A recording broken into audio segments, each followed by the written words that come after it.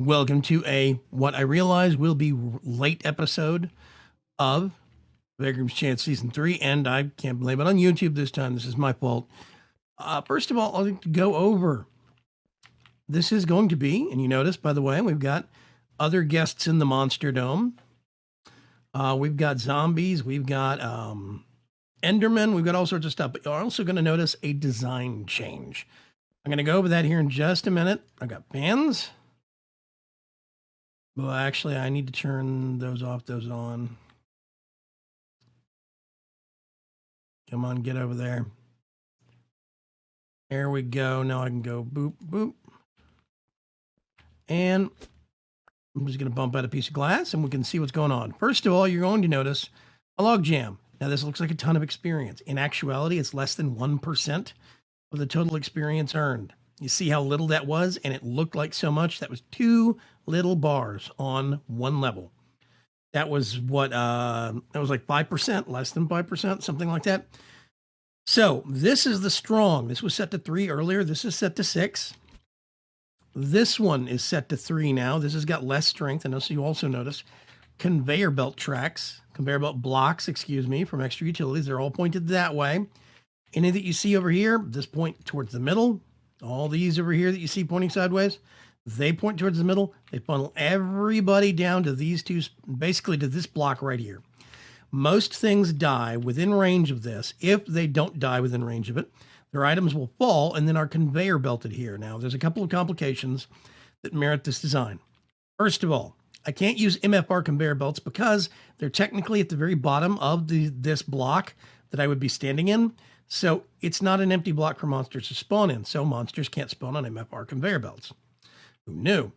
I never thought about it before, to be honest. So what I had to do was a second problem, right? Why did I go to conveyor belts? Well, Endermen disobey they don't go to the attractor obelisk. They don't care. They will, they don't really care. They'll stand here and they'll look directly at it. I can walk in here, look at them, they'll ignore me. Look at them directly, which would normally anger them. They ignore me totally. I can hit them, they will ignore me, they will move, and then keep looking at the attractor obelisk, but they don't actually walk towards it, which is a problem. So I had to figure out a way to get the Enderman. It started off with fans, right? But the trouble is the fans, let me see if I can get them to push me. Oh, they're off right now. Hang on a sec. I forgot. Let me go turn the fans on.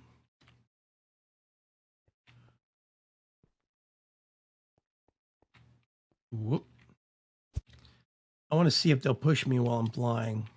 Yeah, they will. Okay. So if I go down here and I spawn back here,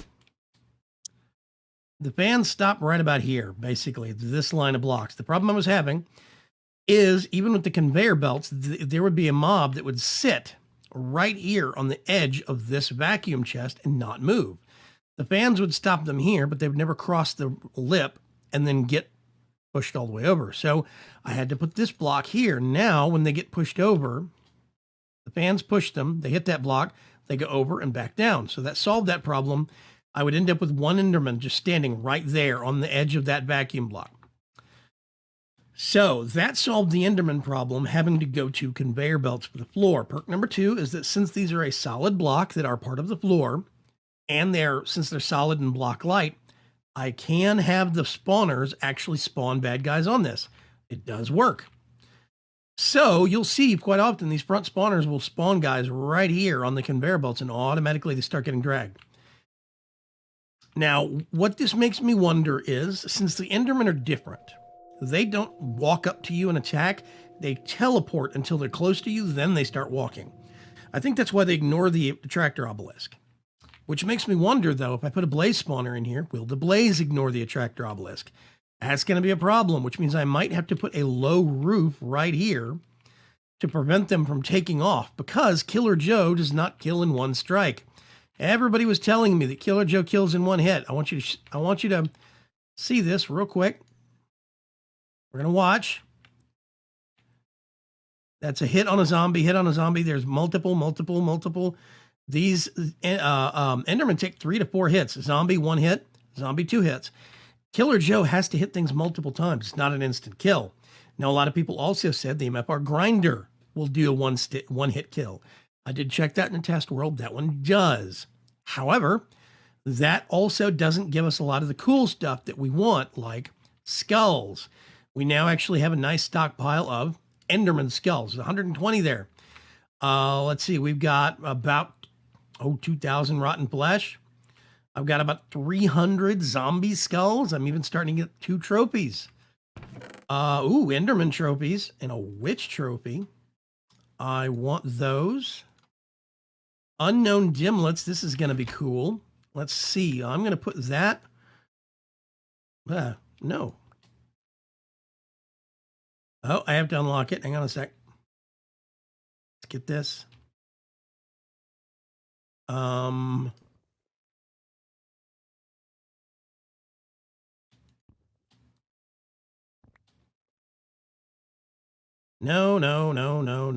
I have to stop it. There we go. Jeez. Okay. Let's see which stuff is right there. I even have some bottles of potions of healing, if you notice right there. There's 20 of them. Let's see. Enderman. I'm going to put him right there. These are from an attempt to clean up the little cloud of XP orbs down there that are mostly not really there. Didn't really work. It just creates a bigger log jam and a bigger problem. There's a line of sight issue. If I have anything blocking line of sight for Killer Joe and he can't see his target directly, he won't damage them. So I tried putting a tank on the head, on top of that storage unit right there. Put a tank on top of it with a vacuum hopper sticking right out front. The problem was it was then competing for items with the actual vacuum chest below it. And if anybody got stuck on that side of the vacuum hopper, they wouldn't die. So I had to remove it. That was not a viable option. As it stands right now, I got about 55 levels sitting in here. This is just barely a little bit just to mark it as liquid XP. But I could run this for a while, go down here periodically, and grab all the experience. Oh, by the way, wireless charger, which means this doesn't need to be fixed anymore. Hooray! That problem is solved, which is very, very nice. So yeah, this is now a self-maintaining facility. I can run it. The monsters don't get stuck away from Killer Joe. They get moved up towards him into the kill zone. The only problem I can't solve was the little cloud of non-existent XP orbs. Can't solve that. I cannot figure out because basically stuff is getting stuck at the edge of this stuff getting stuck at the edge of the actual vacuum chest, and they can't go back to where Joe is to fight against the current for that actual thing. The problem is if I don't have a conveyor belt block right there in front of Joe pointing this way towards the vacuum chest, then items will sit at the edge of this block and not get pulled into the chest. So in order to pick up all of the drops, they don't get off the conveyor belt. That's the problem. Items will not go off the conveyor belt and get pulled towards the chest. Once the item is on the conveyor belt block, it stays on the conveyor belt block, and the vacuum chest isn't powerful enough to pull them off. So I had to change the design based upon that. It's not perfect, but I think this is about as effective as we're going to get. The next hurdle is going to be things like blazes. Am I going to have to put a low-level lid on here? Is it going to be a situation where I could actually am I going to be able to do ghasts? What are ghasts going to do? I don't know, because ghasts, I would like to actually do them. Ghast spawner, so I could actually have ghasts moving over here, but do ghasts obey the attractor orb? Attractor obelisk. I'm not sure. So it's going to be a learning experience. I did say last time that we were going to spend this entire this entire episode, taking this apart, getting it all working, and then, whatever. I started doing that, then realized massive design problems, stopped recording, and tried another take, big design problems. So I basically refined until I got to a system that works. And now I think this is going to be the best setup we're going to have. I'm going to kill that and get it out of the way. See, if you look, I have, actually, hang on a sec. I'm going to go over here and empty out my experience. There we go. Now, if I just go over here, see, that was barely less than, I got about 20 levels from Killer Joe himself. That was less than half a level of all those little orbs. So I'm not losing that much experience in the grand scheme of things. Now, one big thing you're going to notice, spawners. There isn't Endermen and witches and zombies. Specifically because the problem I started having, I'm going to try and pull up some flooring here. Okay, so I have a redstone receiver right here, okay? If you'll notice, it says, if you look at the top of the screen, it says channel 1. Now, the problem I have is that when you put down a receiver, it starts at -1, and it doesn't actually get a number until you right-click on it with a button module. I would put it down and it would say -1. I right-click on it with a button module or a transmitter is what you're supposed to do, and it finds a channel. The problem is I had 3 of them that were stuck on 0. It would go -1. I'd right-click on it and it would say channel 0. So I had 3 things that were sharing the same signal, and I can't divide them. There's no way to manually set them. This is one of the biggest design flaws, and one of the reasons I hate dealing with these RF Tools Redstone receivers is because I can't right-click on this and just set a frequency. McJitty tries to make it automatic, and it's got a lot of problems. And I've run into this before. I cannot remember how to reset these things. Because, let's get one real quick. Let's do receiver. And I'm just going to do a button module. I put one down here, okay? It says channel -1. I right-click on it, and it's going to say 4. Currently, I don't have a 4 deployed. That's fine. But when I had 1, 2, 3, and then all of these are on 1, 4, that's a problem. So basically, I kept getting duplicate frequencies. It would go to either 0 or 3 or 0 or 3 over and over and over again. So here's a problem now. If I get this thing, actually, I'm going to pick it up with a pickaxe. Does that change anything? No. See, channel 4 is set, okay? Let's get my wrench out. Whoa.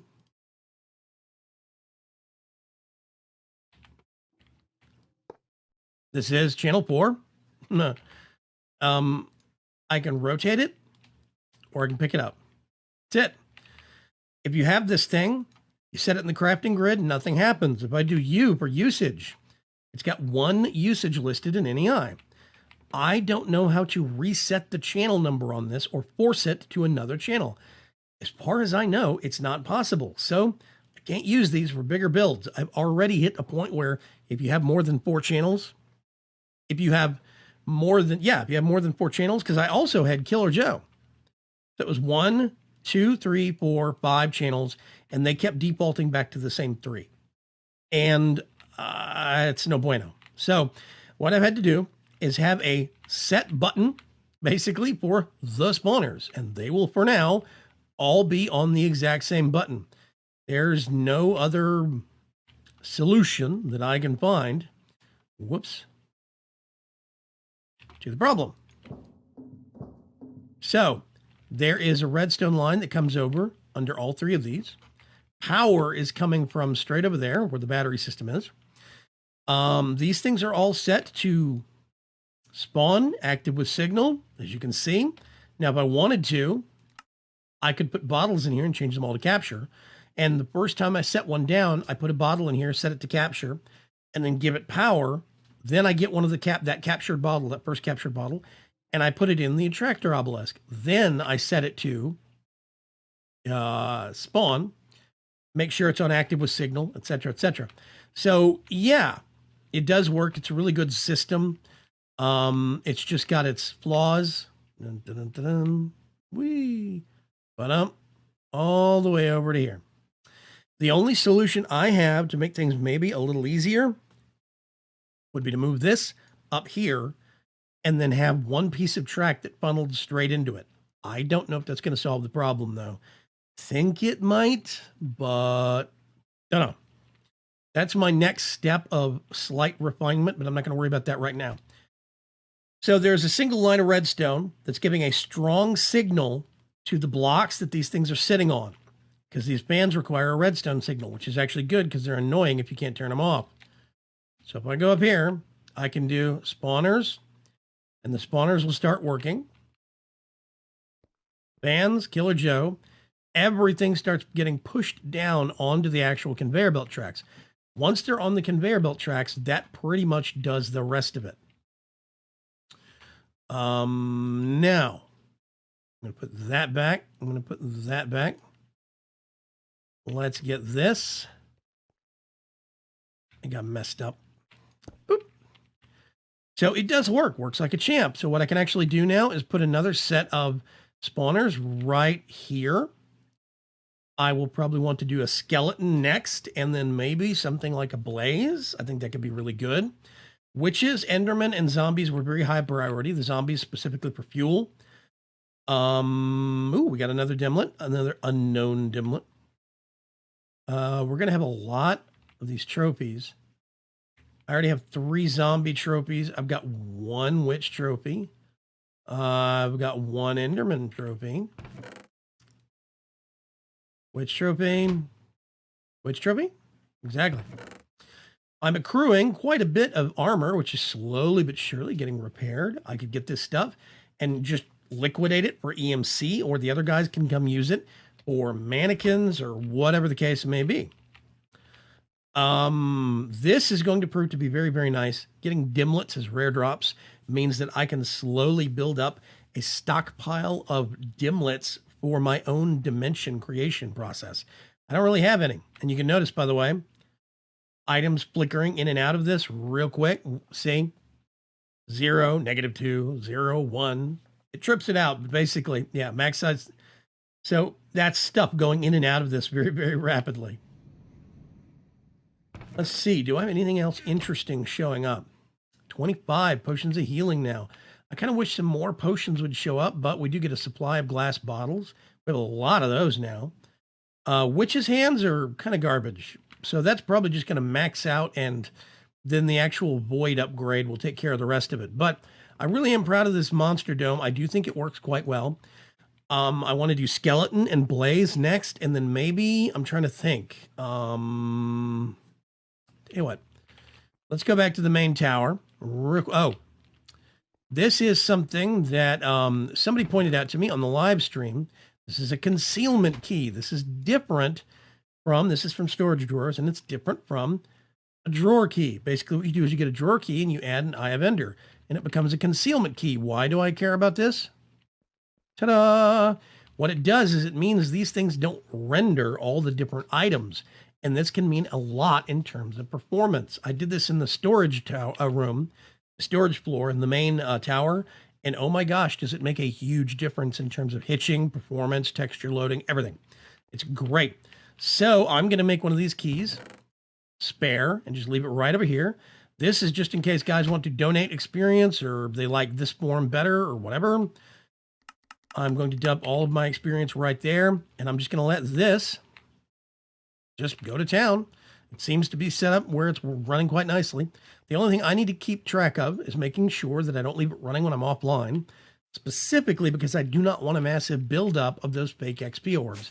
The server does track them even if they're not really there. Actually going to liquidate that. I'm going to keep those for now.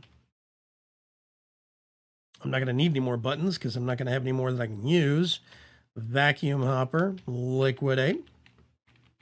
What were we going to mess with? Well, first things first, let me show you. This is what I was talking about. These things do have stuff in them. You can see the little dots mean that there is something in them. Let me find an example of, okay, something, something, nothing.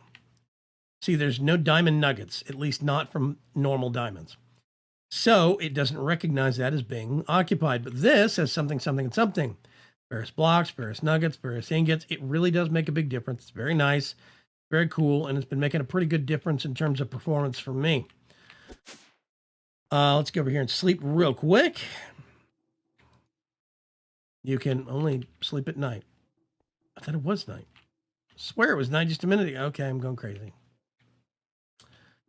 So yeah, the Monster Dome is going really, really well. It's working out quite nicely.